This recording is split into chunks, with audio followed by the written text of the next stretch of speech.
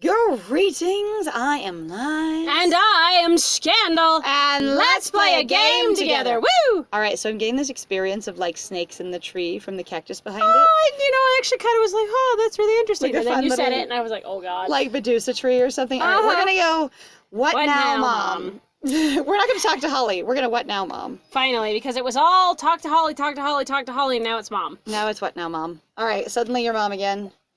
What? Mom, I'm working. You only have a few days left, including less than half of today and tomorrow and the next day. Did you call that man yet? I'm itching to know about those accounts. Yes, I called him. Oh my God. He's gonna get back to me. Listen, I just found part of the grounds I don't remember. You've also found like 4 other parts of the grounds you don't remember. So that's not unique. So why is that notable? Because it's another part I don't remember. It has this big sign saying Lily's Garden. Do you know anything about it? I'm not going to ask you about, the blast door, but I'll ask you about that. Right? Lily's Garden? So what? Your garden? Huh? I mean, it certainly seems that way, but I didn't make the sign or anything. Why don't you show me? That's a weird expression for the, super lip biting. Why don't you show me? Like, super excited. Sure, I'll be really excited. Come on, honey, show me. It's like a kid in a candy store. Why don't you show me? Hi. All right, well, let's find out. Sure, why not? What if it's something really silly, like when her mom was small and she was planning to have a kid of her own, going in, if I have a daughter, I'll name her Lily and I'll build this place for her? Maybe? Because some people do that. Like, when I was raised, everybody always wanted to talk about the kids I would have when I grew up, which always made me really uncomfortable. Because I really did. That's not an experience that I was super invested in any way, and I'm still not super invested in the way that other people are excited about. Right. Yeah. Because it also is like, to me, because I think I get your feeling where a lot of people really talk about it, where it's just going like, yeah, you just have kids, and you don't talk about any of the responsibility, or that they're an actual person, or what that means about you're there giving them all their, activity and awareness and comprehension. And just recently, we encountered somebody critiquing School of Life videos. And if you haven't heard of School of Life, they're supposed to be these, sort of self-help, light psychology videos about why your life might be why it is, to help you to understand yourself, right? And he was breaking them down, going, a lot of them, do not have supported premises at all, and a lot of their premises feel harmful or basically invalidating. Or they're grossly uninformed. Right, or they're grossly uninformed. And at one point he's talking about, why people are unhappy in love, or the School of Life was. Right. And suggesting that it's because you had really happy childhoods where your parents shielded you from the stress and burden you caused them of parenting. And I was just like, okay, so I have known a lot of really stressed parents, and if you shield your kids from that 100% of going, for me, it was stressful to be a parent, I was tired, I was overwhelmed, often they didn't have the resources or support I wanted, or needed, or could have helped, then your kids are not going to have a clear understanding of what it's going to be for them to be a parent. And especially, it also teaches that parenting is inherently stressful, and that you need to shield your kids from the experience of reality. Anyway, it was not cool, but I really liked his critique on the School of Life. It was nice. Yeah, it was really nice. Okay, see? Do you see? No, I don't. You actually can't see? Mom? No, wait, I remember now. Oh? Uncle Arthur used to call this his fairy garden. Okay. All right. And then? Oh, that makes sense. He must have made the little fairy house I found. Because again, when we saw all his sculpture and painting stuff, it really informed to his woodworking. Yeah, absolutely. I'm not bitter. I can't believe I had forgotten about this place. To be honest, the property's real big, and as far as I can tell, we never spent much time going around it, either of us. Yep. I used to play here when I was a kid. I had a doll named Babs. I'd pretend she was a giant around those little fairy houses, because there's more than one. That's what I was going to say. Is there more than one? I would like to find the more than one, yes. Please.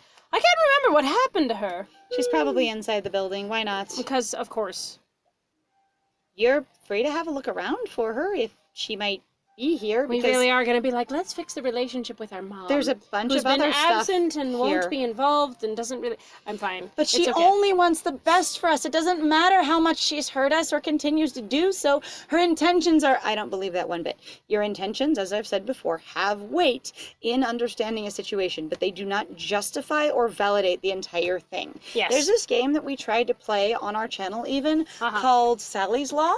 Right. And it ended up glitching out because our tablet, for whatever reason, couldn't make it work. I ended up playing it on one of my young relatives' devices instead because it would work, and then talking to my friend about it. And the entire thing feels like a story of basically, even though your dad was emotionally distant and, like basically emotionally unavailable, and you could never connect with him at all on things you cared about or were passionate about, he was still a good dad because in the end of it all, he really wanted the best for you. So while you felt lonely and invalidated and not seen and like he was getting in the way of your dreams your whole life, Right. when he gets sick, you finally realize somehow magically that it's just important to maintain the ties of family. And that, it really mattered because that just means that he loves you. Like, I didn't get it either. Like, the way that the story seemed to describe itself and the connection between the characters did not work for me. And it's just, again, that inherent thing going, no, because we're related and because we have blood that we share, I basically, you owe me. Well, and it's really fascinating because in the game, Sally's dad is this other force that protects and takes care of Sally all the time, but she never knows it. So it doesn't, so the thing is there's going, he has value and he's important and necessary in her life and good and worthwhile, and she should love him because he's always been there for her. She's just never known it. Knowing it is extremely important. It is. Like, she felt lonely and ignored the entire time, and it doesn't make up for it that he wasn't connecting with her. It's also the fact, so we actually had an interesting incident that happened at a job that both of us worked at. We've mentioned this job several times, where we had our manager who started wearing, basically, we had different colors of hats. Yes. Right? And he started wearing a different color of a hat. And nobody could figure out what the crap he was doing, even though it was a particular conversation and going like, what is he, what? So the different colored hats meant different levels of basically like connectedness to the company. Like you were different basically ranks Right. in your employment process. Right. And he started wearing one below his station. Yes.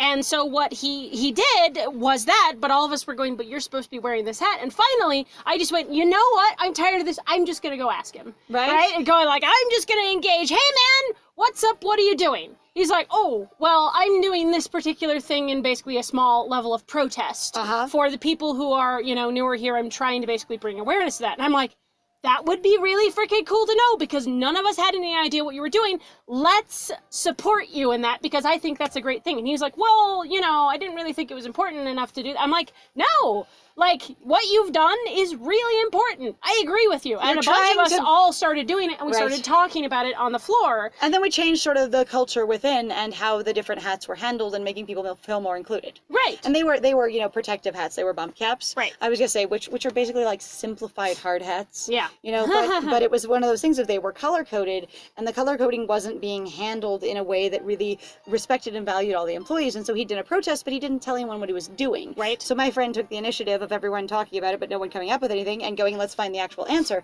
And there's a lot of times where people go, I'm doing this thing because of this thing. And if you're not connected to it, you have no idea why. It doesn't mean anything to you. In the same way that when we were roommates before we lived in our current location, we had one roommate that was like, you guys are working a night job, so I need to be quiet during the day. And both of us are really good sleepers, so we're like, don't worry about it at all. Yep. Make as much noise as you want to. Like the landlord who also lived there, because it was like a 6-person house kind of deal. Right. Also was like, she would get in repair people. She would do, like remodeling and stuff like that. And like, we never woke up through any of it, either of us. It was just like, it was no big deal. Both of us really good sleepers.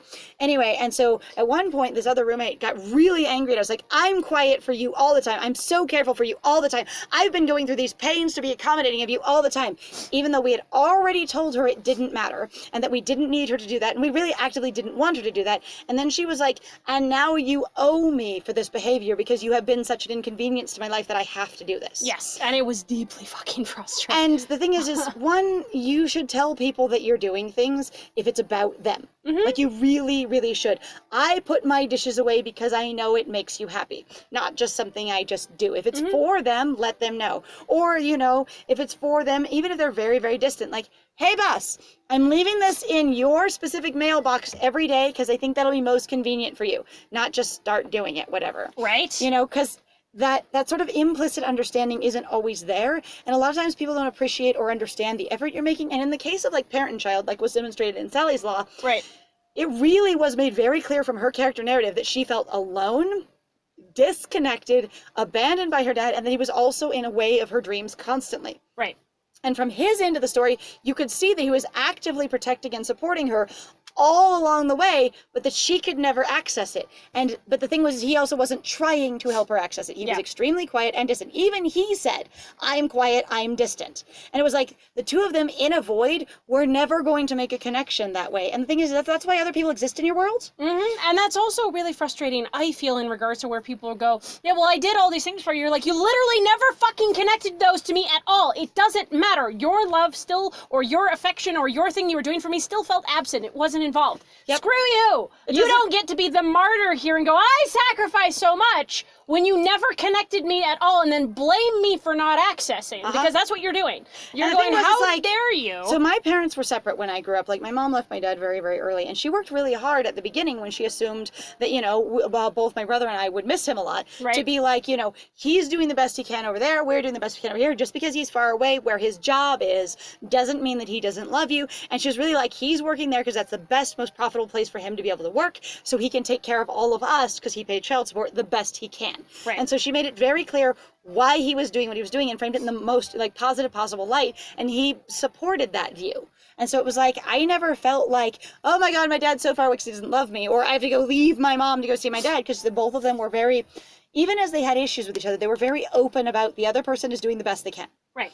And that connected me as a kid to neither of them are trying to hurt me, and they're both working their own process. Right. But it's also like the big fish issue in that movie of, once you understand that your parent was just basically different than you, then you will suddenly forgive them for their entire life of hurting you. An entire life of absence and abuse and emotional, and invalidating you, because they can't move an inch, but you, the child, will move mountains to get to them. Right, because it's all about you fixing the problems between your relationship, and it's just you. You're my emotional support child. Anyway. And I just like it is not the child's responsibility to fix their relationship with the parent when they are a child. And it irritates me. Shit. I've seen so many stories like that, and it irritates me. And Sally's Law is basically another one of those, and it pisses me off. All right. You're free to look around for her. There we go. Maybe I will. Maybe she's wearing what you're wearing now, which would be hilarious. Honestly, that'd be adorable. If there are other fairy houses, I need to see them. It's very important to me. I like the idea of the fairy houses, completely. Hello. Yeah, I know. There are so many boxes right now. Well, hello, boxes. Hello, box. All right, here we go. Box and hello. All right, boxes, hello. all the trimmings. All the trims. Suddenly I'm like, why did we leave? Oh my God, why did we both leave? And then to walk back in, it's fine. May as well trim the trees and bushes here, I guess. I guess. And Holly's just going to absently follow us around. No engagement. Some trimmed bushes and trees later. Later. Just a bit later. Whoa! We have created another fruiting tree. I mean, it was a scrawny little thing with a little bit of fruit on it. We've just clipped it back into shape. And I'm like, this is that level of like cartoon trimming where they cut your hair longer kind of thing. Like, I'm just like, it's so good. You know what? No. It's fine. Again, I'm still for the Warlock patron. It's all coming back. It's coming back to me now. It's all starting to come back to me now. There's a place now that the place looks a little bit less shabby. Because, you know, your garden just looks so shabby. Thanks, could be Mom. Shabby chic, I guess. Aye. Arthur always had a thing for fairies. Well, not always. I didn't know him his entire life. Are we making a bi narrative here? Again, I still want to follow that going, was he bi? I would love to know. That would be so inclusive. Is it not? I always had a thing for fairies. And then on the other hand, we're calling the gays fairies, aren't we? Yeah, we are. Yeah. That's again where I'm like, had always had a thing for fairies. Well, not always, because Arthur then found Mary, and then he became a straight boy, and it was great. Or, he thought he was straight, he found her, she's a wild card, and told him to explore himself, and then realized he wasn't straight, even though they were married, and that was fine, and they communicated well. Right? Again, I don't know where this is going, but I'm also like, Interesting narrative possibilities, though, and I kind of love that. I've also really loved experiences where people will share stories and be like, yeah, my partner and I, whatever genders are involved there, one of us figured out that we were not the orientation that partner pairing suggested, and then, but both of us super loved each other, and so if that orientation was incompatible between us, we just restructured our relationship not to include sex between us, or we just included more sex elsewhere, and it was fine. And it's kind of cool because they're just like, we were best friends. So this wasn't really a super painful process. I was learning more about my friend while my friend was learning more about themselves. And there was less of your heteronormative narrative of going, but if your partner doesn't want just you exclusively into the ends of the world, then it is painful and horrible and you need to feel as if you're not enough. Right. You need to become the tragic immortal. I mean, the heteronormative narrative that I was raised with, the very Christian one, was basically if your partner can't meet every single one of their romantic, emotional, and sexual needs with you, and they need anything else, even if they ever just want to masturbate by themselves or look at porn, then you are not enough. You have failed in your job as the wife, the girl partner, and that is really toxic in my opinion. Yes. Like, super. So there But we again, go. you're the one who's supposed to be available for me, but not that I have to be available for you in any way, shape, or form. Right, Either. and then them just existing is supposed to fulfill all needs. They are your oxygen. They don't have to do anything. They just exist in your environment. You breathe in, you're fulfilled. Ah, yes. Smells like dirty socks. Just after he took a golf ball to the head. Okay. Wait, what? You're saying that Uncle Arthur had brain damage? Oh, yeah. You didn't think it was strange that he got Alzheimer's in his 50s?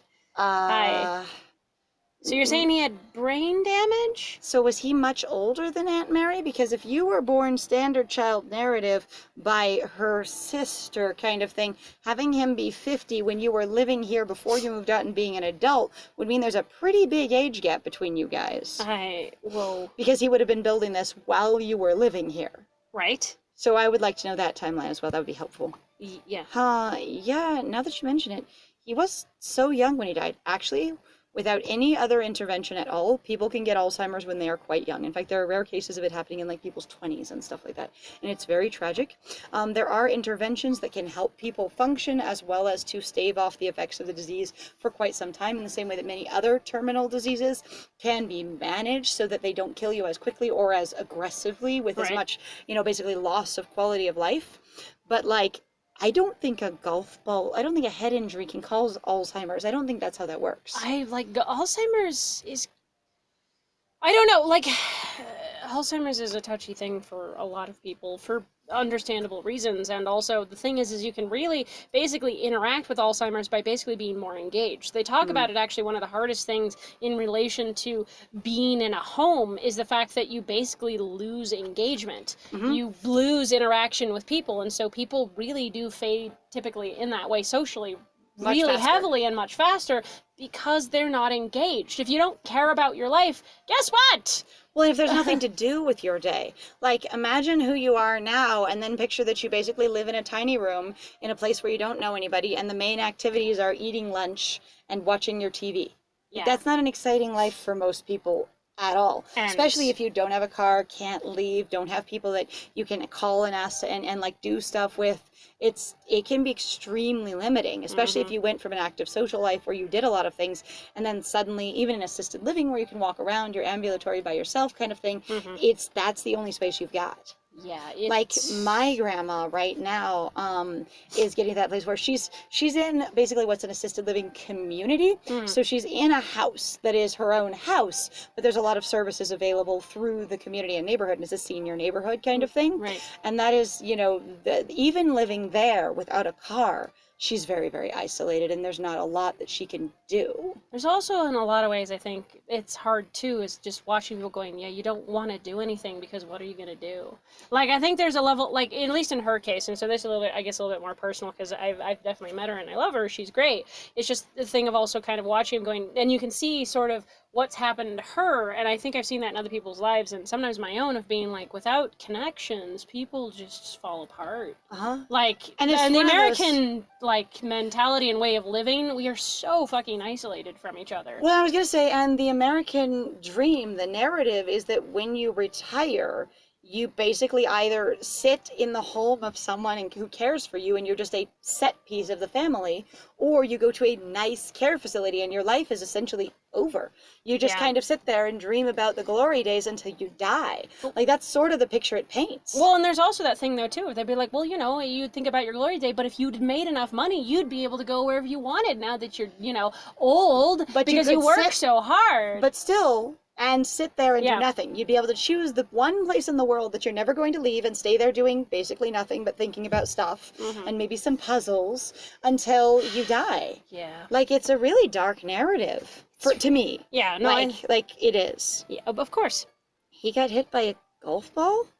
Yep. It didn't cause his Alzheimer's, but brain injury increases the risk. He just got unlucky. I appreciate them specifying that. Thank Yeah. you for that. That sounds like one of the more aware things they've said. That's so sad. Yeah, anyway, he started to forget stuff. See things. Do Alzheimer's patients have hallucinations? Like fairies? I don't remember that. Again, I don't know a lot about Alzheimer's. I've actually had several, I think as far as I remember correctly, and you're going to have to forgive me, I've had so many relatives, and also I've been deeply disconnected from my own family, which is its own thing. There's a lot of them that have struggled, basically, like my grandmother, as far as I know, on my mom's side, is basically going senile. And I haven't seen them in years, and I think I had a relative that was starting to get Alzheimer's kind of thing, but just like, this is difficult. Anyway, so, sorry guys, thank you very much for joining us. If you like what we do, please feel free to like, comment, subscribe, and also share our videos if you're having a good time with us. Please feel free to go check out our Ko-Fi or Patreon. We got some links in the description down below, and in the next one, we will deal with more of this. Yeah, absolutely. And I have been Liz. And it was great playing with you. Bye!